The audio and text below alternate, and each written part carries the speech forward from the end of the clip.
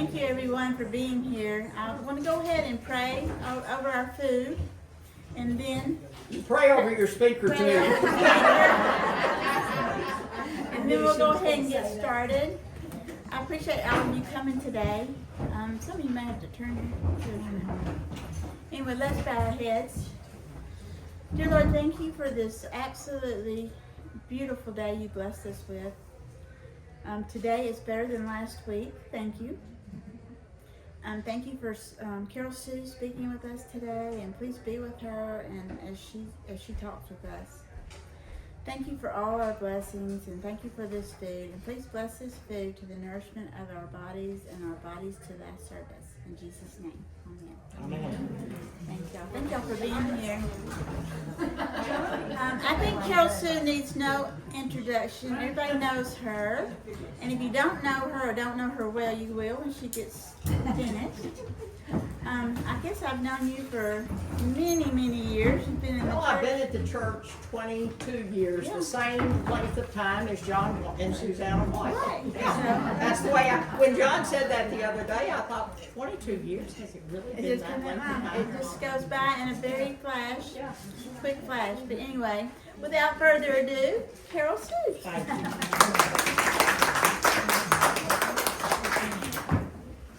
Get my belongings and get up out of the chair here. Oops. That's all right. Take that for me. Thank you. That's it. Okay. All those trips to the lift twice a week. All right. What comes with, as my mother used to put it, advancing birthdays.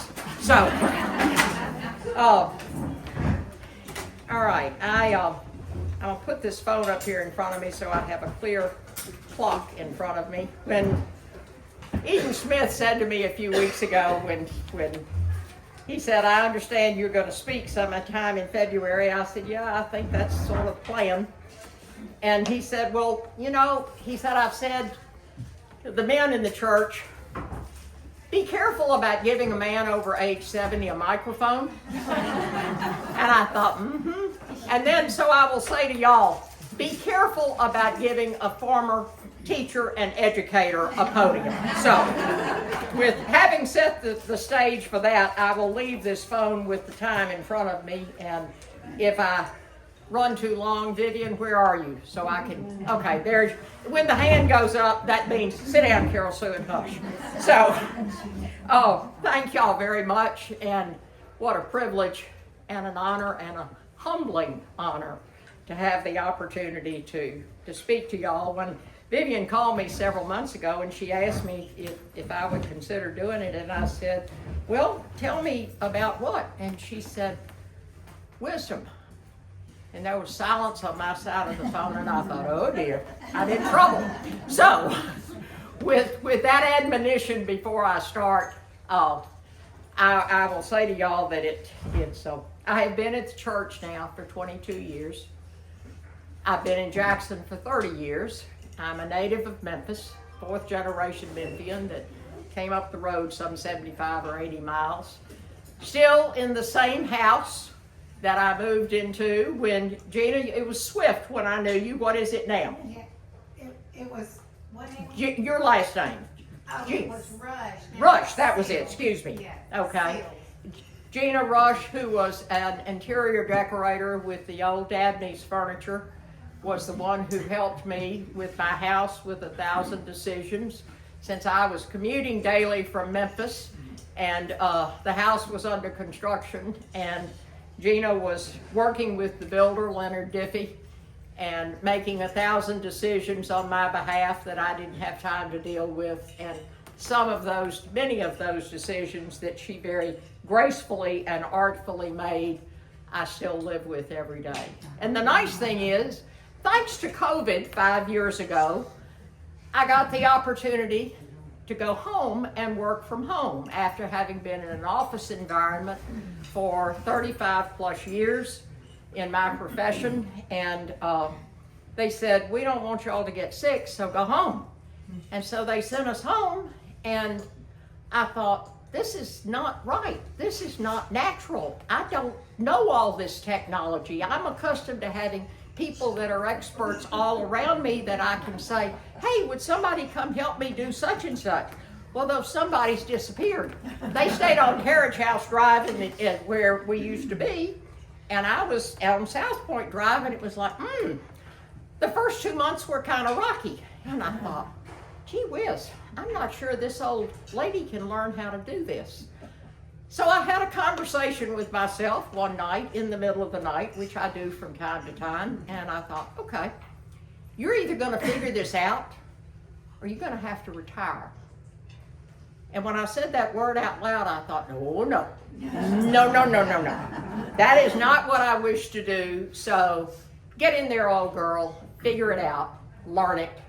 5 years later, I'm there happily at my desk, which is built in the kitchen area, surrounded by 3 huge computer screens, a scanner, a printer, and whatever the other accoutrements are that we need to do business these days, and happily doing what I have done now for 40 years, and that is be a financial advisor to some of the finest clients and friends that anybody could ever ask for. And that comes on the heels of 15 years of being in the field of education, being a teacher for many years, starting out as a 14-year-old teacher of piano students, which I did for almost 30 years, and then teaching in a classroom, teaching French, and not speaking it nearly so fluently as Catherine Carl's, but loving every bit of it. I taught French at all 4 levels in a wonderful, long-established independent school in Memphis, Lausanne. Had the greatest joy in the world of being in front of a classroom with 9th, 10th, 11th, and 12th graders. Sometimes not the most likable ages that we deal with for all of us that have raised children, but that was my niche. I had taught 1 year at the college level at the University of Memphis. It was Memphis State then, and I thought, this isn't where I fit. This isn't it. I was all of 21 or 22, and I had students that were many years older than I was, and I thought, you got to get this right, Carol Sue. So I got the opportunity to go to work at Lausanne when I was a young 22-year-old, and stayed there, not in continuous service, but almost 15 years, a little bit of it interrupted when a child came along. And so from that, I left 40 years ago, and somebody said, well, you were teaching, you had moved over to the administrative side of the school, you worked hand in glove with the headmaster and the other staff, you supervised the faculty in many classrooms. What made you leave what you said you always wanted to do? And herein lies the story. So maybe there's a little wisdom in this. I don't know. We'll see. I have one daughter. She's now 47. Her name is Rebecca Young. She and her family, her husband Marty, and my 2 grandchildren, Emma, who is a freshman at Middle Tennessee State, excuse me, not a freshman, a senior. Boy, she'd be insulted if she heard me say that. And Charles, who is a very active 5th grade boy at Augustine School. And so we have 9.5 years of age difference between 2 great kids who are a real joy and a pleasure to be involved in a small way in their education and helping them to begin to make their way in wherever life leads them. So I still practice my profession every day. I'm usually at the computer by 7 o'clock or so in the morning, sometime earlier than that. I sometimes go to bed with numbers dancing in my head, and I wake up with numbers dancing in my head. And sometimes I think, you know, you need to put some of that aside for a while, and then I'll take a little break for a day or so, or a half a day, and think, get back to doing what you're supposed to do. So that's what I do. I grew up in Memphis, grew up in a family that just a normal middle-aged middle-class family. My mom and dad, neither of whom came from any fancy financial circumstances. My mother grew up over in the Delta in Arkansas on a farm. She said she got away from that just as quickly as she could graduate from high school and go to Memphis. My father grew up in North Memphis. His heritage is German. His grandparents came as immigrants from what was then called Prussia, not Germany, but Prussia, about 1880, and they settled in Memphis. His grandfather, his grandparents, his uncles, and they lived in an old area in the North Memphis area that was called Bickford Park, and it was literally a park, much like if you've been to Savannah, Georgia, and you've seen the beautiful parks and houses built around that.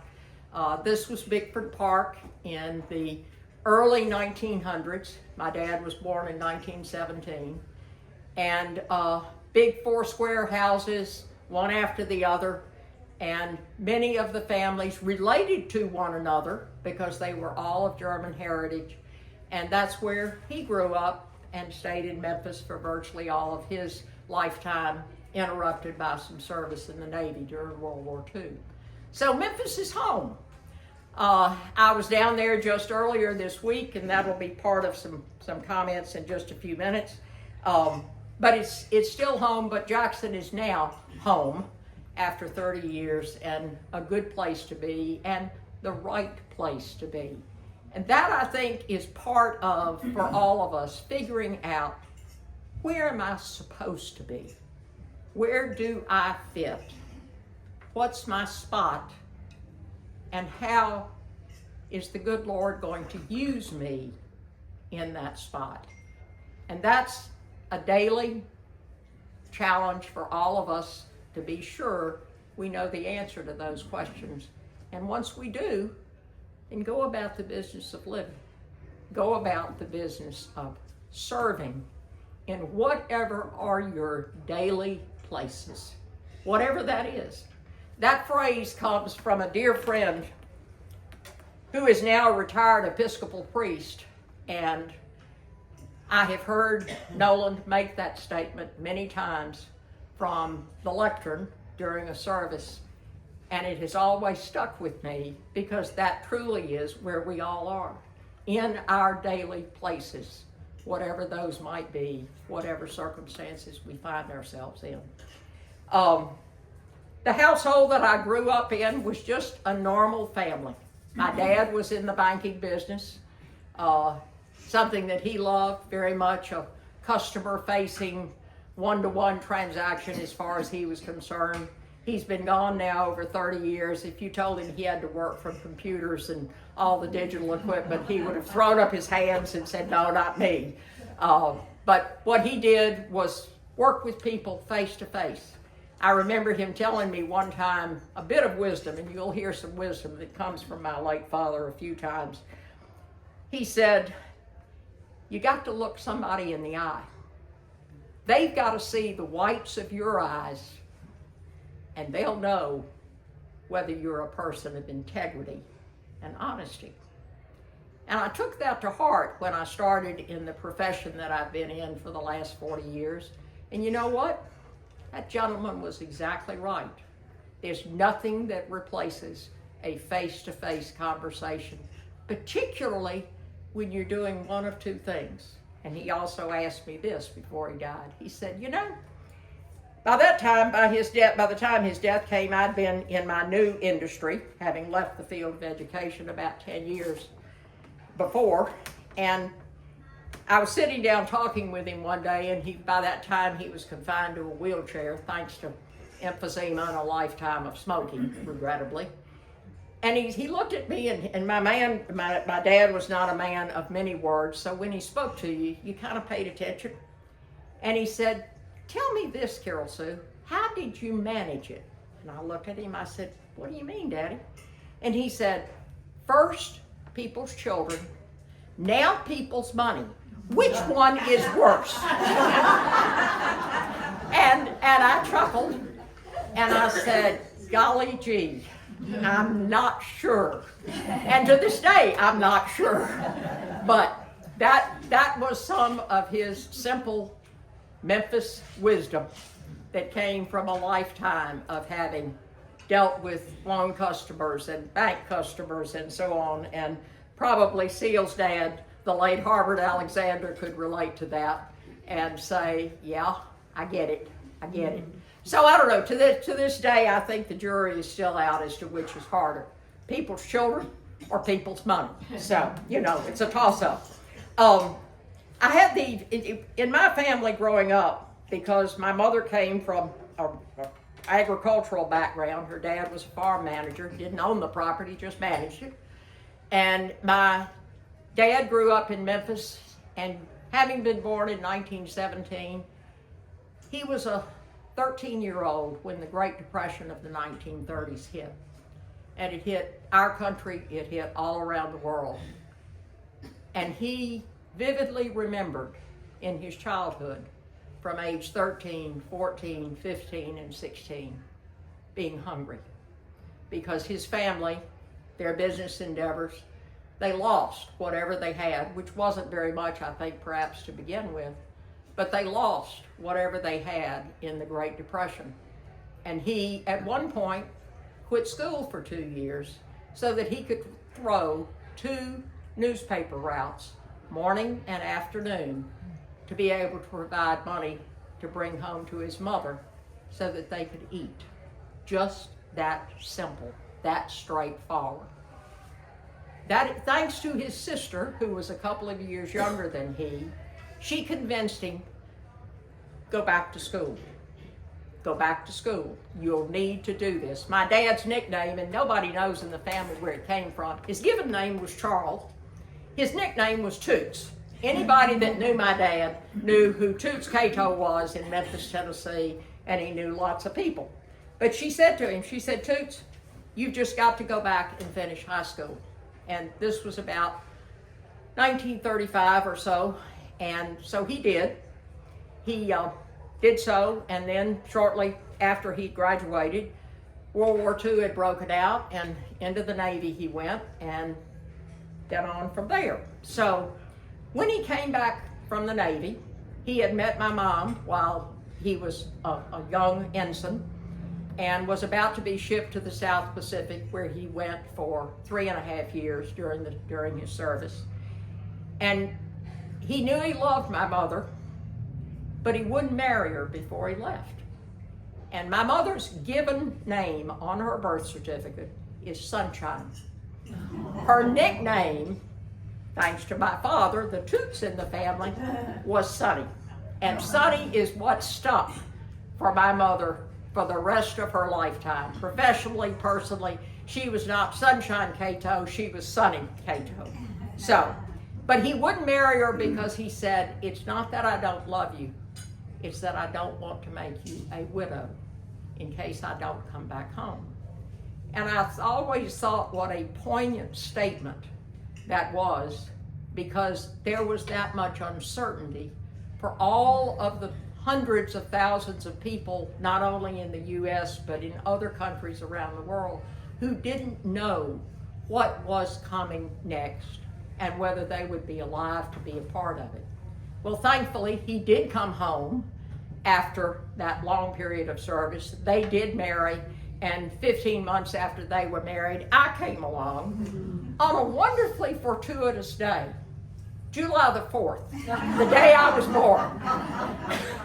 Somebody laughed and they said, gosh, you've got a great birthday. I said, let me tell you something. I've had the best birthday cakes all of my lifetime that anybody could ever ask for. And oh, by the way, everybody celebrates my birthday. So anyway, but one of the things that clearly became very important for my mom and dad when I came along, and my brother some 7.5 years later, was an education. Because that was not something that they had the resources, their families, to provide for them when they entered young adulthood. And so from the time I was about 3 years old forward, I can remember my mother talking to me about education and how it was important and it mattered. And so from 3-year-old forward, I started in what they felt were the best educational opportunities that could be found in the city of Memphis.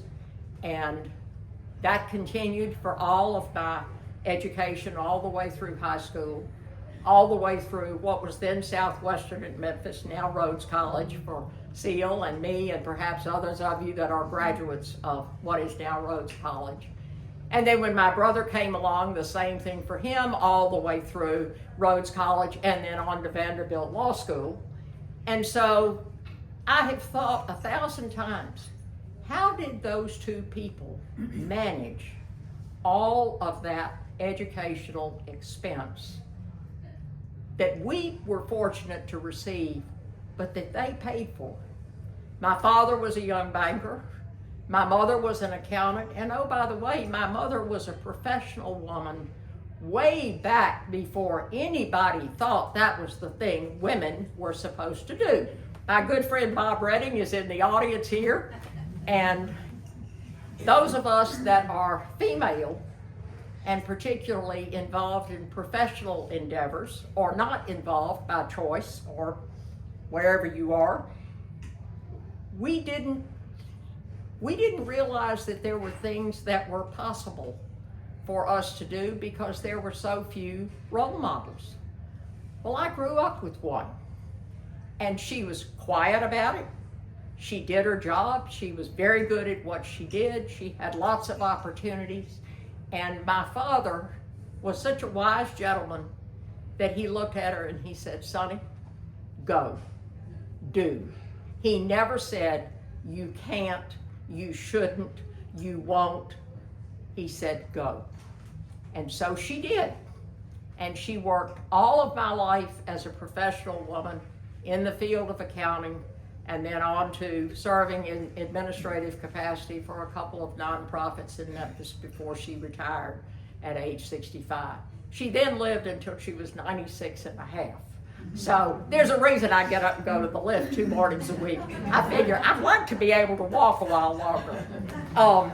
But the schooling, the education was always, it was a luxury, I think, for us to have, but it was a terrific benefit. And it laid the foundation for something that I think you will see now when I describe it to you, how meaningful it was for me as a child and how meaningful it remains to me as an aging adult. And that was the school that I attended from early on through 12th grade was an Episcopal girls' school in Memphis. We started our day, every single school day, with a 20-minute chapel service in the sanctuary of Holy Communion Episcopal Church, every single day. There was a frenzy to grab the necessary white chapel cap that we all had to wear, because at that point, every female who went inside a sanctuary in that denomination wore a head covering. So you grabbed a chapel cap from somewhere before you walked in the side door to the church and made your way to whatever pews your grade level sat in. But we started our day grounded, and we remained grounded from then on. That day began in a morning prayer service according to the Episcopal Book of Common Prayer. And I was raised in a Presbyterian church. And there were people around me who came from Methodist congregations and Roman Catholic congregations and Jewish temples. And we were all in there together, and we all heard the same words again and again and again, day in and day out. And that's the way we started. By the time we got to be seniors in high school, one of the tasks of each one of us as a senior, and I had all of 18 people in my graduating class, not exactly a big group, but we had a rotating duty to serve as the person who led the worship service. And boy, you talk about getting cold feet and getting nervous. I'm going to have to sit up there and I'm going to have to lead the worship service this morning. Well, yeah, you're on the schedule. Well, get ready. So that was our introduction to public speaking. And boy, I mean, it makes a believer out of you in a hurry. So But that's where we started. And that attitude of beginning your day with prayer and worship and order and structure and do it today, do it tomorrow, do it the next day, establish a series of habits that by and large have stayed with me all of my lifetime. And it's been more than a few years since I graduated from St. Mary's Episcopal School. That formation of faith, did it conflict sometimes with my Presbyterian formation? Yeah, because the Episcopalians said the Lord's Prayer funny. They used trespasses. We said debts and debtors. It wasn't quite the same. I've learned over the years, it really doesn't matter what those words are. The spirit is the same. The meaning is the same. The importance of those words are the same. Whether I'm in an Episcopal church, a Roman Catholic church, whatever, it's the same. And so that mattered from then forward, and it still matters. Last Thursday, when we were originally scheduled to do this, it was 20 degrees outside, and there was snow and ice on the ground, and I think it was Tuesday afternoon, Vivian called me and she said, you know, they're canceling everything at the church for Wednesday night. We think we're gonna move the lunch gathering forward a week. Are you okay with that? I said, sure, that's fine. And so I thought, as I was hanging up the phone with her, I thought, well, that's good, because I really didn't have any thoughts in my mind of what I was supposed to say on Thursday the 20th, so I've gotten a week's reprieve. Well, life being what life is, sometimes we all get involved in things and we get really busy, and this has been one of those weeks where there were lots of activities during the course of the week and a few clients to take care of and a little bit of market gyrations and all that nonsense. But three things happened this week that are meaningful and are now going to become the focus of the rest of my remarks to you. The first thing happened at the end of last week, and it culminated on Monday morning with the funeral of a longtime friend and client from the little smaller town of Milan, Tennessee, a gentleman whom I had gotten to know, him, his wife, his extended family, over about the last 15 years. And he died very unexpectedly last Thursday evening at his home. And I learned about it on Saturday and was so sorry, but I knew he had been sick. I knew his health was failing, but nobody expected it to occur unexpectedly and just all be over. And so the funeral was at a small Roman Catholic parish church to which he had belonged. He was a Roman Catholic, had been since his birth, and that was where the funeral was on Monday morning. So I got the name of it, made sure that I knew on a Google map how to get there. Remember, I'm not from here. And so I went and sat in a small Catholic parish church, nothing fine and fancy, but a church house, as I like to think of it, as a sacred space. And it was and is, as is every church house, be it First Presbyterian or our neighbors next door at First Baptist or many others scattered around through our city and others. And I sat down in the pews and I became aware immediately that I was the outsider. I was the person, they didn't know who I was. I wasn't part of that congregation, and that parish church was filled to capacity with people standing at the back of the church in honor of this gentleman who had passed away, because he was that much of a respected member of that parish and member of that community. And it turned out that his nephew was the priest who conducted the service. And he lives down on the Gulf Coast of Florida and serves his parish down there. But so I sat there, and it was a funeral mass, and it had been a while since I had been to a funeral mass in a Roman Catholic church.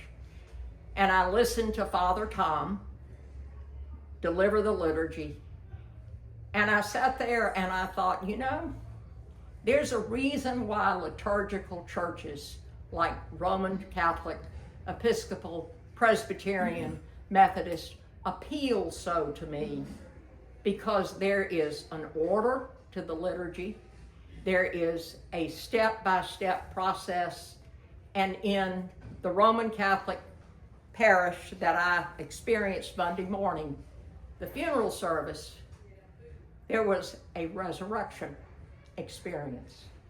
And that touched my heart and my soul, and those people in that parish house felt it. And that was real. That was Monday. Tuesday, I had made arrangements a number of weeks, months ago, to attend a musical concert. And here I thought about Helen very much, and it was in Memphis. The Memphis Symphony Orchestra had, thanks to the gracious underwriting of some very, very fine, generous Memphians, had made it possible to bring the esteemed, worldwide renowned cellist, Yo-Yo Ma, to Memphis.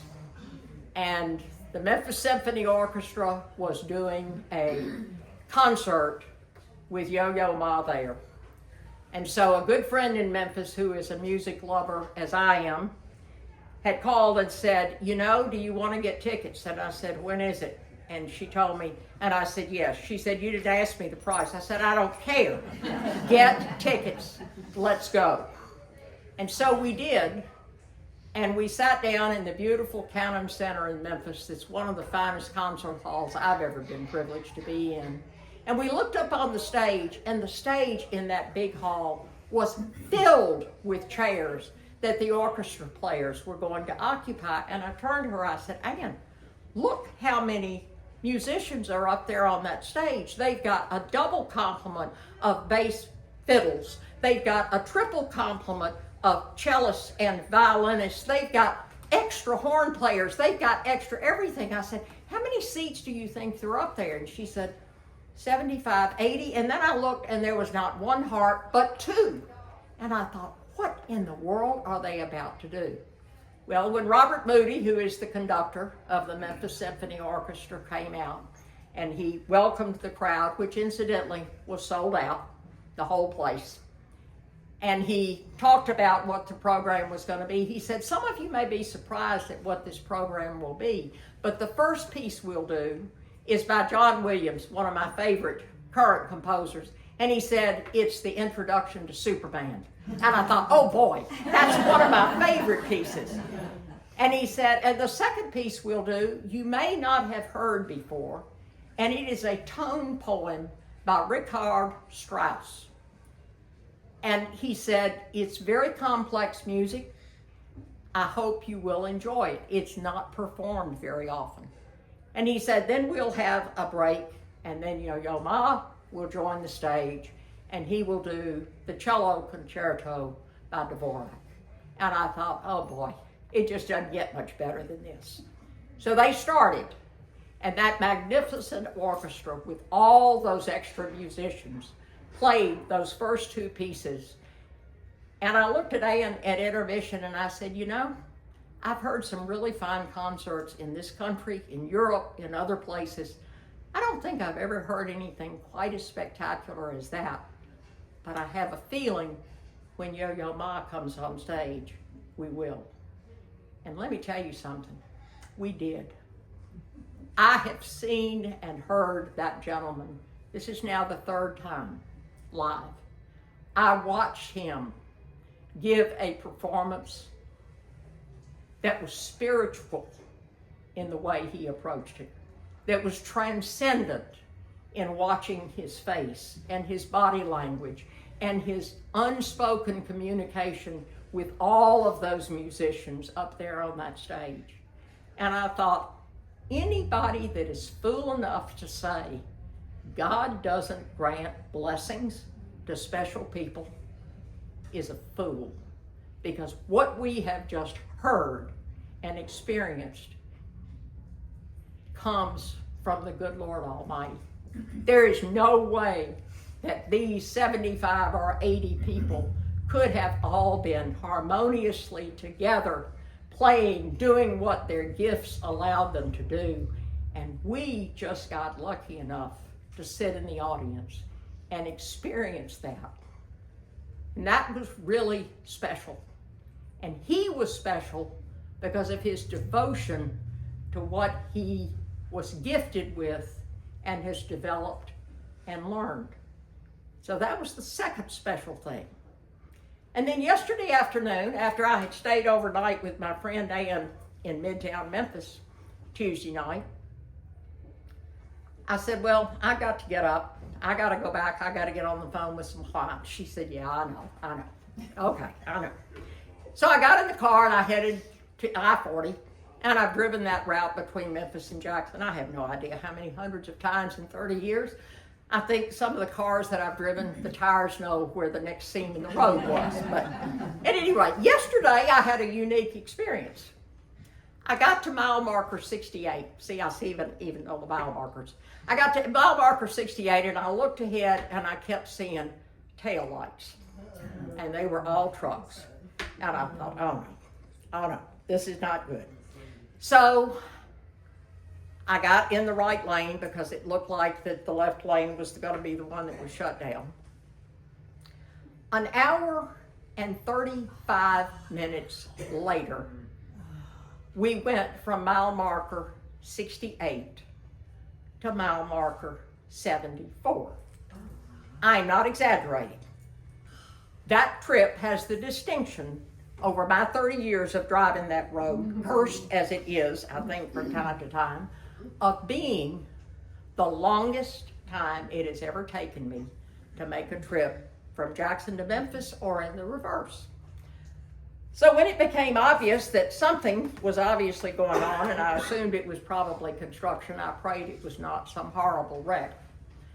And you get in line, as we all have done 1,000 times, behind the endless line of 18-wheel trucks with their lights on, their red lights on the back end, and you sit there and you sit and you think, well, I wish I knew what was going on, but you don't. And so finally I thought, okay, it's a beautiful day. Open the sunroof. Put the windows down. Enjoy the pretty weather. And so I got tired of looking at license plates, and I would look sort of longingly over to the opposite side of the interstate where the traffic was just going in its usual rush all the way to Memphis, traveling at 75 miles an hour plus. And I'm looking over here to the right at the woods that are downhill and the standing water from all the rain and the runoff that we've had from the melting of the snow. And I looked at the clock, and 30 minutes had turned into 40 minutes and we were still sitting. And I thought, okay, you can either get upset about this, or you can sit here, enjoy the sunlight coming through the sunroof, enjoy the breeze coming from the open windows. The radio was off. The phone I had turned on to silent. I wasn't picking up any of the stack of papers that was on my passenger seat. And I thought, enjoy this moment of respite.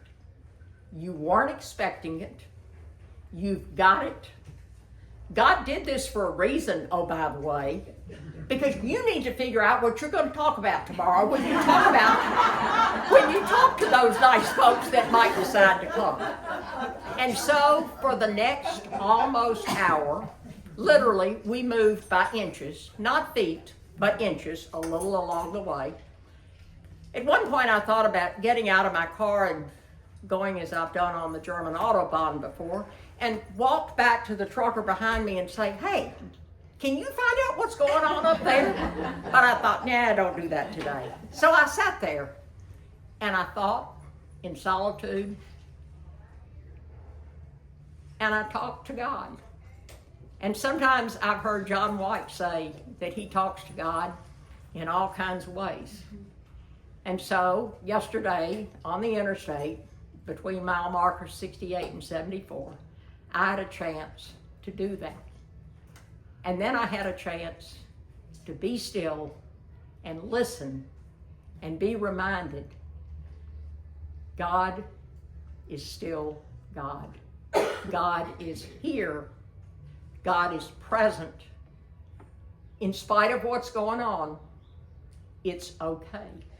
It will be okay.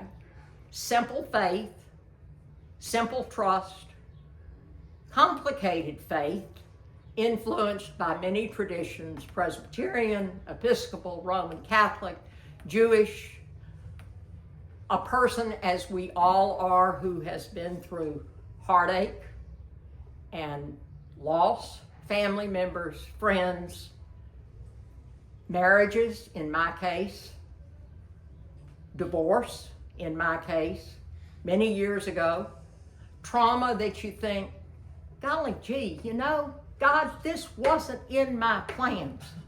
This wasn't the way I figured it was supposed to be. I've stood on my patio from time to time in various places and looked up at the heavens and looked to the dark sky and said, okay, God, we need to have a conversation right now. What is going on? Why now? And oh, by the way, why me? Why me? Didn't ask for this, didn't plan for this, don't quite know what to do with it. Talk to me.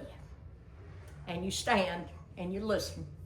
And the stars are up there and the clouds are up there and occasionally a plane goes by and you listen. And I've never had the lightning bolt come down and strike me right in front of me and say, here it is, this is what you're supposed to do. But you listen and you keep listening. And that faith and that trust comes back to you twofold, threefold, fourfold, because you're not asking for stuff. Stuff doesn't matter. Stuff is necessary to pay JEA and buy groceries and those kinds of things, but stuff really isn't what it's all about. Listening, paying attention, and then sometimes stumbling along. As my brother, the attorney, says, we'll do the right thing when we figure it out. Well, I sometimes think I've spent half my life trying to figure out what is the dang right thing and how then am I supposed to do it? And I think that is the common human condition.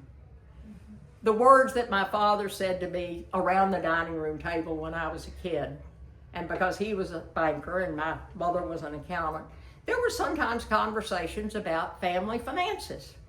We weren't immune from hearing them. And I can remember one of the phrases that my dad used that I quote often. Be careful how you spend your money. You can only spend it once. That wisdom stuck in my head. It won't leave. The encouragement from him in school, in your professional endeavors, whatever it might be, and his three simple one-syllable words: go, learn, do. Those are all simple, short words, but they're all action verbs. That's the old English teacher in me speaking. They're verbs of action. Go and do. Do your preparation. Don't be afraid to go forward and do. And that stays with me all this time.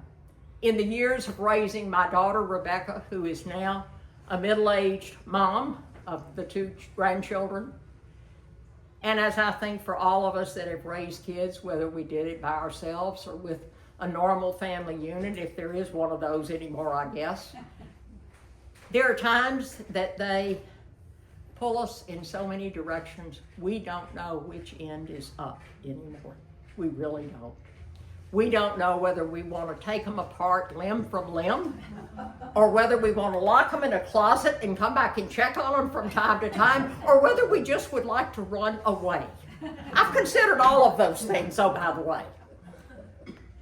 But all through it, those kids somehow are teaching us more than we probably ever taught them, because we've learned from them patience as a necessity, faith as an absolute necessity, so we don't kill them and end up in jail. All kinds of ways that we're being tested and formed as parents, as human beings, as adults, because guess what?